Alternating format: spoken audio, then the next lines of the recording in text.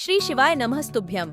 स्वागत है दोस्तों आप सभी का हमारे चैनल में। आज के इस वीडियो में हम बात करने वाले हैं वरुथिनी एकादशी के व्रत के बारे में, जो 4 मई 2024 को है। ये व्रत शारीरिक पीड़ा से मुक्ति दिलाता है और मृत्यु के बाद मोक्ष की प्राप्ति होती है। वरुथिनी एकादशी का व्रत करने से 10,000 साल तप करने का फल मिलता है। तो चलिए शुरू करते हैं आज का वीडियो बिना किसी देरी किए। वैशाख माह के कृष्ण पक्ष की एकादशी का नाम वरुथिनी एकादशी है। यह सौभाग्य प्रदान करने वाली है। इसका उपवास करने से प्राणी के समस्त पाप नष्ट हो जाते हैं।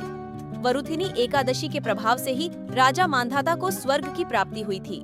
ये व्रत पितरों को मोक्ष दिलाता है। इस साल वैशाख माह की वरुथिनी एकादशी 4 मई 2024 को है। वरुथिनी एकादशी का व्रत इस कथा के बिना अधूरा है। आइए जानते हैं वरुथिनी एकादशी की कथा और व्रत की विधि। पौराणिक कथा के अनुसार नर्मदा नदी के तट पर राजा मांधाता का राज्य था। राजा मांधाता दानी और तपस्वी थे। एक बार जब वह जंगल में तपस्या कर रहे थे तो एक भालू आ गया और उनका पैर चबाने लगा। फिर वह राजा को घसीटकर जंगल के अंदर ले गया, जिसके कारण राजा की तपस्या भंग हो गई और वह घायल हो गए। पीड़ा में राजा ने हरि विष्णु का ध्यान किया और अपने प्राणों की रक्षा के लिए प्रार्थना करने लगे।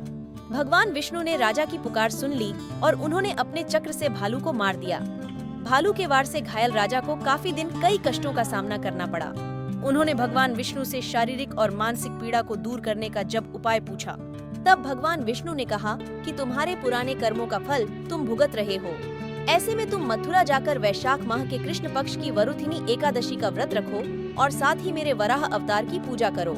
इस एकादशी के प्रताप से सभी कष्टों से तुम्हें मुक्ति मिलेगी। राजा ने भगवान की आज्ञा मानकर वरुथिनी एकादशी का व्रत किया और उसके प्रभाव से वह शीघ्र तंदुरुस्त और सारी पीड़ाओं से मुक्त हो गया और उसके बाद उसे मोक्ष मिला।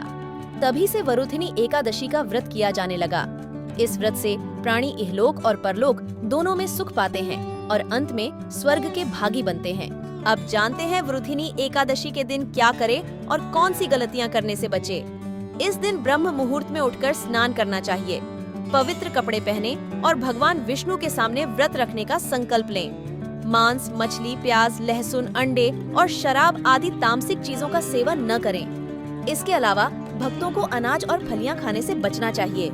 इस दिन तुलसी के पत्ते भूलकर भी न तोड़े। व्रती तेल के सेवन से बचें। इस दिन देसी घी का उपयोग करने की सलाह दी जाती है।